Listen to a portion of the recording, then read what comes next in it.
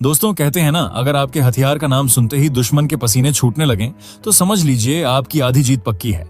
और जब दुश्मन आपके हथियारों का कोई तोड़ नहीं निकाल पाता तो वो डर के मारे उसकी बुराई करने लगता है। असल में उसकी उसी बुराई में उसका खौफ छिपा होता है।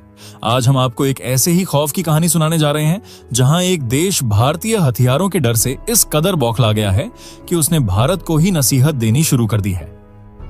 ये कहानी है पूर्वी यूरोप और मध्य एशिया के बीच बसे दो देशों की, अजरबैजान और अर्मेनिया। एक वक्त था जब अजरबैजान के लिए अर्मेनिया को युद्ध के मैदान में हराना बच्चों का खेल हुआ करता था, लेकिन अब बाजी पलट चुकी है और इस बाजी को पलटा है मेड इन इंडिया हथियारों ने। भारतीय हथियारों की ताकत के आगे अजरबैजान के सारे दांव अब खोखले साबित हो रहे हैं।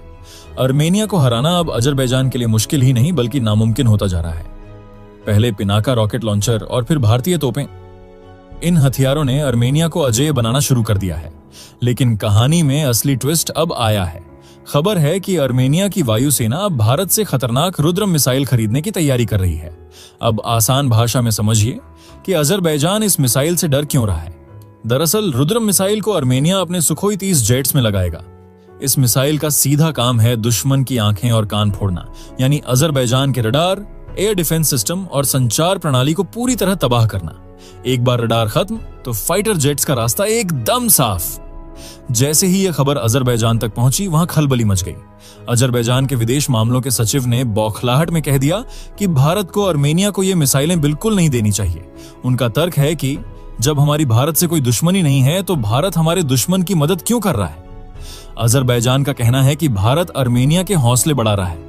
अजरबैजान ने धमकी भरे लहजे में यह भी कहा है कि अगर अर्मेनिया ने भारत से मिसाइल खरीदी तो वो भी जवाब में तुर्की से A-50 क्रूज मिसाइलें खरीदकर हमला करेगा। इसलिए अर्मेनिया इस डील को करने से पहले 2 बार जरूर सोचे। लेकिन दोस्तों, सच्चाई तो कुछ और ही है। असल में अजरबैजान अंदर से घबराया हुआ है। उसे पता चल चुका है कि तुर्की के हथियार भी चीनी हथियारों की तरह सिर्फ यूट्यूब की वीडियो और कागजों पर ही अच्छे लगते हैं। असली मैदानी जंग में वो फिसड्डी साबित होते हैं। वहीं दूसरी तरफ अर्मेनियाई सेना के पास जो भारतीय हथियार हैं, उनका कोई तोड़ अजरबैजान के पास है ही नहीं। तो जाहिर सी बात है, डर के मारे शोर तो मचेगा ही। सोचिए, अगर भारत ने रुद्रम के साथ साथ अर्मेनिया को ब्रह्मोस मिसाइल भी दे दी तो अजरबैजान का क्या हाल होगा। यह देखना वाकई दिलचस्प होगा। वैसे भी इतिहास गवाह है कि जब कोई देश अपनों से धोखा खाता है और दुश्मनों से घिर जाता है तो उसे एक ऐसे सच्चे दोस्त की तलाश होती है जो सिर्फ वादे न करे बल्कि मैदान जंग में ढाल बनकर खड़ा हो। और ये कहानी है उसी अर्मेनिया की जो कल तक हार के कगार पर खड़ा था, लेकिन आज मेड इन इंडिया हथियारों के दम पर अपने दुश्मनों की आंखों में आंखें डालकर बात कर रहा है। इस पूरी कहानी की जड़ें दक्षिण काकेशस के पहाड़ों में बसे नागोर्नो काराबाख तक जाती हैं। ये वो जमीन है जिसने अर्मेनिया और अजरबैजान को दशकों तक खून के आंसू रुलाए हैं। 2020 के युद्ध में जब अजरबैजान ने तुर्की के बैराक्टार TB2 ड्रोन और पाकिस्तानी कूटनीति के दम पर अर्मेनिया को बुरी तरह हराया तो अर्मेनिया टूट सा गया था। उसके पुराने रूसी हथियार तुर्की और इजरायली सिस्टम के सामने कबाड़ साबित हुए। और फिर सितंबर 2023 में वो काला दिन आया जब अजरबैजान ने सिर्फ 24 घंटे में काराबाख पर कब्जा कर लिया। 1 लाख से ज्यादा अर्मेनियाई लोगों को अपना घर छोड़ना पड़ा। यही वह मोड़ था जहां अर्मेनिया के सामने 2 ही रास्ते बचे, या तो रूस पर निर्भर रहे जो खुद यूक्रेन युद्ध में उलझा होने की वजह से हथियार देने की स्थिति में नहीं था, या फिर कोई नया भरोसेमंद साझेदार तलाशे। अर्मेनिया को समझ आ गया था कि उसे अब एक नए और भरोसेमंद साथी की जरूरत है, और यहीं से एंट्री होती है भारत की। देखते ही देखते भारत और अर्मेनिया का रक्षा व्यापार 1.5 से 2 बिलियन डॉलर को पार कर गया। जनवरी 2026 का वो ऐतिहासिक पल कोई नहीं भूल सकता जब भारत के रक्षा मंत्री राजनाथ सिंह जी ने खुद अर्मेनिया के लिए गाइडेड पिनाका रॉकेट सिस्टम की पहली खेप रवाना की। 220 मिलियन डॉलर की इस डील में जो पिनाका दिए गए वो 75 किलोमीटर दूर बैठे दुश्मन को भी मिट्टी में मिला सकते हैं। इसके ठीक बाद फरवरी 2026 में भारत के CDS general Anil Chauhan Yerevan पहुंचे। ये किसी भी भारतीय सैन्य प्रमुख का वहां का पहला आधिकारिक दौरा था। लेकिन अजरबैजान का असली घमंड तब टूटा जब 28 मई 2026 को अर्मेनिया के रिपब्लिक डे की परेड ने पूरी दुनिया को चौंका कर रख दिया। येरेवान की सड़कों पर भारतीय हथियारों का ऐसा सैलाब उमड़ा जिसे देखकर दुश्मनों को भी अपनी रणनीति पर दोबारा सोचना पड़ा। दुनिया ने देखा कि अर्मेनिया की सड़कों पर Pinaka, Akash air defence system, 155 millimetre तोपें, स्वाति रडार और ALS 50 ड्रोन जैसे स्वदेशी भारतीय हथियारों का पूरा इकोसिस्टम शान से मार्च कर रहा था, तो अर्मेनिया के प्रधानमंत्री ने सीना ठोककर ऐलान किया कि यह अर्मेनिया की नई आधुनिक और अजेय सेना है। यह अजरबैजान के लिए एक खुली और खौफनाक चेतावनी थी कि अब अर्मेनिया वो कमजोर देश नहीं रहा जिसे रातों रात कुचला जा सके। और यह रिश्ता सिर्फ हथियारों की खरीद तक सीमित नहीं रहा। इसी सिलसिले में मई 2026 में अर्मेनिया की सेना का एक दल महाराष्ट्र के नासिक स्थित स्कूल ऑफ आर्टिलरी भी पहुंचा, जहां उन्होंने लाइव आर्टिलरी फायरिंग अभ्यास देखे। यानी अब भारत सिर्फ हथियार नहीं दे रहा, बल्कि अपनी ट्रेनिंग और एक्सपर्टीज भी अर्मेनिया के साथ साझा कर रहा है। लेकिन असली तबाही का मंजर तो अब तैयार हो रहा है, जिसे सुनकर अजरबैजान के राष्ट्रपति इल्हाम अलीयेव के पैरों तले जमीन खिसक गई है।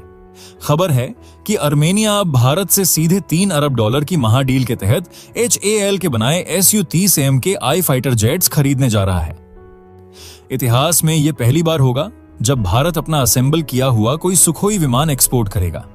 जरा कल्पना कीजिए उस खौफनाक मंजर की, जब अर्मेनिया के आसमान में भारत के स्वदेशी उत्तम रडार 110 किलोमीटर दूर दुश्मन को खाक करने वाली अस्त्र मिसाइल और दुश्मन के रडार को अंधा करने वाली रुद्रम मिसाइल से लैस सुखोई उड़ान भरेंगे। पाकिस्तान से खरीदे गए अजरबैजान के 40 JF-17 फाइटर जेट्स तो इन भारतीय सुखोई के सामने हवा में ही राख हो जाएंगे। और बात यहीं खत्म नहीं होती, क्योंकि एक रिपोर्ट्स की माने तो दुनिया की सबसे तेज क्रूज मिसाइल ब्रह्मोस और इजरायली हथियारों का घमंड तोड़ने वाली प्रलय टैक्टिकल बैलिस्टिक मिसाइल के लिए भी भारत और अर्मेनिया के बीच $4 अरब की महाडील पर बातचीत अब अपने अंतिम और निर्णायक दौर में है। दोनों देश अब सिर्फ खरीदार और विक्रेता नहीं रहे, बल्कि 2026 की बैठकों के बाद वे जॉइंट को डेवलपमेंट की तरफ बढ़ चुके हैं। अब जाहिर सी बात है, जब दुश्मन का काल सामने खड़ा हो तो खौफ तो होगा ही। अजरबैजान के राष्ट्रपति इल्हाम अलीयेव बुरी तरह बौखला गए हैं। उन्होंने भारत के इस कदम को अमित्रता का कार्य बता दिया है। उनके नेता संसद में चीख रहे हैं कि भारत के हथियार उनकी राष्ट्रीय सुरक्षा के लिए खतरा है। अजरबैजान धमकी दे रहा है कि वो भी जवाबी कदम उठाएगा, लेकिन सच्चाई यह है कि पाकिस्तान के JF-17 और तुर्की के ड्रोन भारत के आकाश मिसाइल सिस्टम के सामने तिनके के समान है, जो 30 किलोमीटर दूर से ही क्रूज मिसाइलों और ड्रोन्स को राख कर सकता है। दरअसल यह भारत का सिर्फ एक डिफेंस एक्सपोर्ट नहीं है, यह भारत की चाणक्य नीति है। तुर्की, पाकिस्तान और अजरबैजान की तिकड़ी ने जो भारत के खिलाफ माहौल बनाने की कोशिश की थी, भारत ने सीधे उनके पिछवाड़े में घुसकर अर्मेनिया को अपने सबसे घातक हथियार देकर उन्हें उन्हीं की भाषा में जवाब दिया है। भारत अब सिर्फ एक इंपोर्टर नहीं रहा, बल्कि मेक इन इंडिया के दम पर दुनिया का एक नया रक्षा सप्लायर बन चुका है। कहा जाता है कि जब बुरा वक्त आता है तो असली दोस्त की पहचान अपने आप हो जाती है।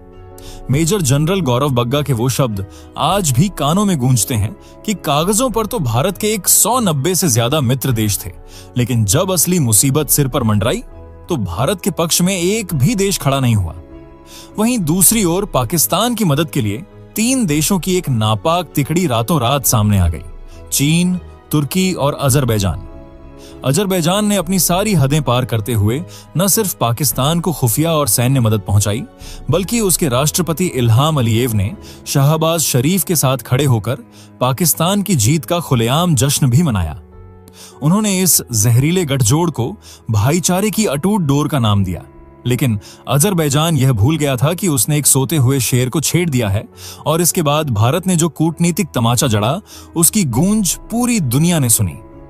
भारत का यह पलटवार इतना घातक था कि अजरबैजान के सारे सपने पल भर में चकनाचूर हो गए। बात है सितंबर 2025 की, जब चीन के तियानजिन शहर में शंघाई सहयोग संगठन SCO का महाशिखर सम्मेलन चल रहा था। अजरबैजान लंबे समय से इस ताकतवर संगठन का पूर्ण सदस्य बनने के लिए तड़प रहा था। चीन और रूस जैसे दिग्गज उसे अंदर लाने के लिए पूरी तरह तैयार बैठे थे, लेकिन इस संगठन का नियम है कि जब तक सभी 10 सदस्य राजी न हो, कोई अंदर नहीं आ सकता। और ठीक यहीं पर भारत ने अपना ब्रह्मास्त्र यानी वीटो पावर चला दिया।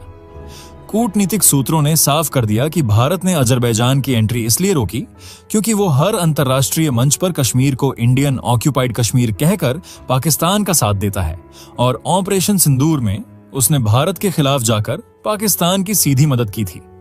भारत के इस एक झटके से अजरबैजान इस कदर बिलबिला उठा कि राष्ट्रपति अलीयेव बौखलाहट में चीख पड़े कि भारत हमसे बदला ले रहा है। इसके तुरंत बाद पाकिस्तान ने भी आर्मेनिया की सदस्यता पर अड़ंगा लगा दिया, जिसने पूरी दुनिया को दिखा दिया कि भारत के खिलाफ यह एक बहुत बड़ी और सोची समझी साजिश है। इधर कूटनीति के इस महासंग्राम के बीच आर्मेनिया ने भी फरवरी 2026 तक एक ऐसा ऐतिहासिक कदम उठा लिया जिसने रूस को भी चौंका दिया। आर्मेनिया ने अपनी सभी सीमाओं से रूसी बॉर्डर गार्ड्स को हमेशा के लिए बाहर का रास्ता दिखा दिया और अब वहां सिर्फ आर्मेनिया के अपने गार्ड्स तैनात हैं। साल 1991 के बाद यह आर्मेनिया की आजादी और संप्रभुता की सबसे बड़ी जीत मानी जा रही है। हालांकि ग्यूमरी में मौजूद रूस का 102वां सैन्य बेस अभी भी अपनी जगह पर टिका हुआ है और प्रधानमंत्री पाशिन्यान ने भी साफ कर दिया है कि इसे हटाने की फिलहाल कोई योजना नहीं है। इसके पीछे की वजह भी साफ है, क्योंकि यह बेस एक अलग संधि के तहत बना है और रूस किसी भी कीमत पर दक्षिण काकेशस से अपना यह आखिरी सैन्य दबदबा खोना नहीं चाहता। लेकिन इस पूरी कहानी में असली चाणक्य नीति का मास्टर स्ट्रोक तो भारत ने अप्रैल 2026 में खेला, जिसे देखकर अच्छे अच्छे रणनीतिकारों का दिमाग चकरा गया। एक तरफ जहां भारत आर्मेनिया को अपने महाविनाशक हथियारों से लैस कर रहा है, वहीं दूसरी तरफ भारत के विदेश मंत्रालय के सचिव सिबी जॉर्ज अचानक अजरबैजान की राजधानी बाकू पहुंच गए। वहां उन्होंने अजरबैजान के विदेश मंत्री जेहुन बैरामोव से मुलाकात की। हालांकि इस बातचीत का कोई बड़ा नतीजा नहीं निकला। अजरबैजान अपनी जिद पर अड़ा रहा और बाकू की शिकायतें जारी रहीं। लेकिन यही तो भारत की सबसे खूंखार कूटनीति है। भारत ने दुनिया को दिखा दिया है कि वह एक हाथ से आर्मेनिया को अजेय बना रहा है, तो दूसरे हाथ से अजरबैजान को कूटनीतिक टेबल पर उलझाकर भी रख सकता है। यह मरम्मत की कोशिश साबित करती है कि भारत अजरबैजान के लिए दरवाजे पूरी तरह बंद नहीं करना चाहता, बल्कि उसे अपने नियंत्रण में रखना चाहता है। भारत की इस कूटनीति और तेजी से बढ़ते डिफेंस एक्सपोर्ट पर आपकी क्या राय है? क्या भारत को ब्रह्मोस की डील जल्द से जल्द फाइनल कर देनी चाहिए? कमेंट्स में अपनी राय जरूर दें। जय हिंद।